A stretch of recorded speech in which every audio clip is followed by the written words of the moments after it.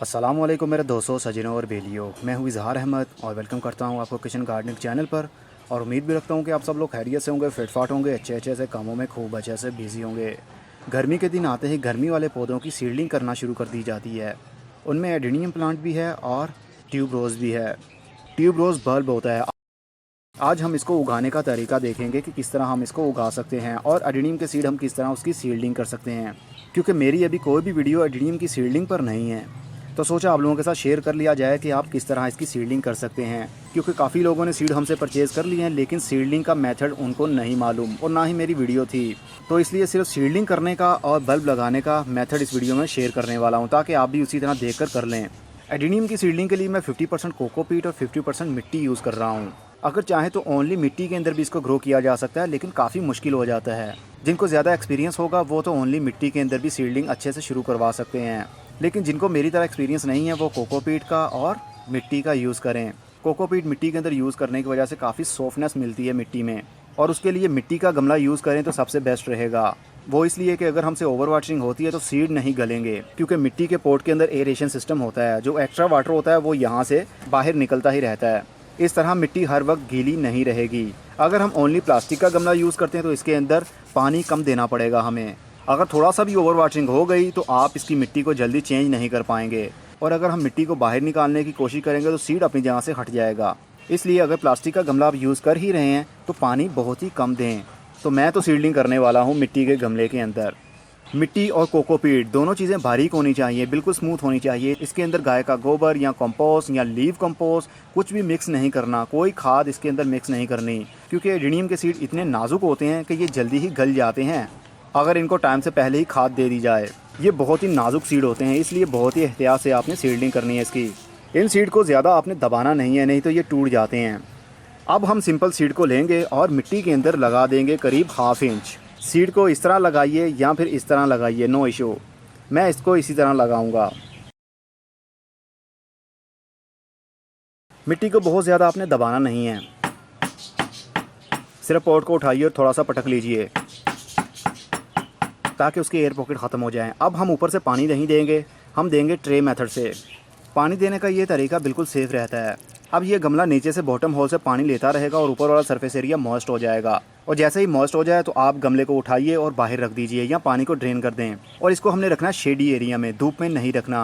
अगर धूप में रखेंगे तो उसकी हीट और पानी और मिट्टी हर वक्त टच रहने की वजह से एक दूसरे के साथ फंगस लग जाता है बीज को। कुछ बीज होते हैं जिनकी सीडलिंग डायरेक्ट धूप में भी आप कर सकते हैं, लेकिन एडेनियम की नहीं। इसको हम शेडी एरिया में रखेंगे। है तो ये धूप का पौधा और गर्मी इसको पसंद है, लेकिन सीडलिंग शुरू करने के लिए हमें शेडी एरिया का सहारा लेना पड़ेगा। शेडी एरिया में जैसे ही इसकी स्प्राउटिंग शुरू हो जाए, करीब 2-2 इंच का एक पौधा हो जाए, तो एक एक पौधे को निकालिए। इवन कि उसकी रूट्स को हवा भी लग जाए तो भी ये पौधा जल्दी मरता नहीं है। बस इसकी सीडलिंग थोड़ी सी मुश्किल लगती है उनको जिन्होंने पहले कभी नहीं की होगी। तो अब हम इसको शेडी एरिया में रख देंगे और कुछ दिन वेट करेंगे जब तक कि इसकी स्प्राउटिंग शुरू नहीं होती। और पानी इसको तब देना है जब ऊपर वाला सरफेस एरिया आपको ड्राई लगे। तो अगर ज़्यादा पानी देते रहेंगे तो ये गल जाएंगे, सीड की स्प्राउटिंग शुरू नहीं हो पाएगी। बस यही मेथड है, इसके साथ कोई और टेक्निक यूज़ नहीं करनी। अब हम चलते हैं ट्यूब रोज़ पर। ट्यूब रोज़ एक बेसिकली गर्मी के दिनों में पलने वाला पौधा है।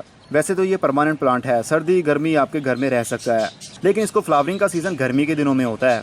अब ये बल्ब करीब मेरे पास 25 दिन से पड़े हुए हैं। कराची जाने से पहले मैंने इसको शॉपिंग बैग में रख दिया था और एक को तो फंगस भी लग गया। ये देखिए, इसका भी बताता हूँ क्या करना है हमने। अब जो बल्ब की स्प्राउटिंग ऑटोमेटिकली शुरू होने लग गई है।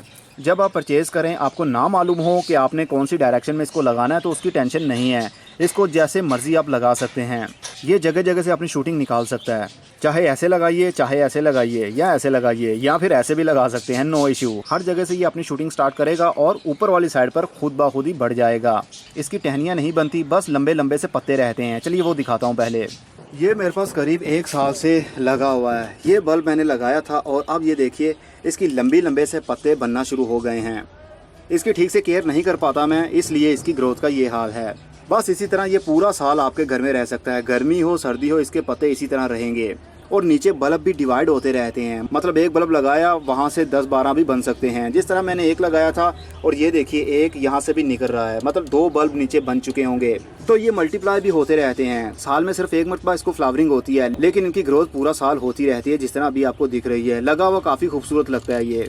तो इनको लगाने के लिए भी मैं वही मिट्टी यूज़ कर रहा हूँ जिसके अंदर मैंने एडेनियम की सीडलिंग की। 50% कोकोपीट, 50% मिट्टी। अगर इसको ओनली मिट्टी के अंदर भी लगाएं तो भी ग्रोथ करता है। ये बहुत ही ढीठ होता है, लेकिन ओवर वाटरिंग इसको अच्छी नहीं लगती। ज़्यादा पानी देने की वजह से बल्ब नीचे से गलने लगते हैं। सिंपल एक बल्ब को लीजिए। अभी इसकी स्प्राउटिंग शुरू हो चुकी है और मुझे लग रहा है ये ऊपर वाली साइड पर ग्रोथ करेगा, इसलिए मैं इसको इसी तरह लगा दूंगा। मिट्टी को मैंने भरने के बाद बहुत ज़्यादा दबाया नहीं और प्लास्टिक के गमले यूज़ कर रहा हूँ। अगर चाहें तो मिट्टी के गमले भी यूज़ कर सकते हैं। बस प्लास्टिक के गमले मुझे अच्छे लगते हैं, इसलिए मैं यूज़ कर रहा हूँ। बस ओवर वाटरिंग नहीं करनी। इसको हमने मिट्टी के अंदर इतना लगा दिया कि ऊपर वाला जो शूट है वो थोड़ा सा मिट्टी से बाहर रहे। अब यहीं से इसकी ग्रोथ शुरू हो जाएगी। इसी तरह सबको लगा लेता हूँ। और ये देखिए, इसको फंगस लग गया।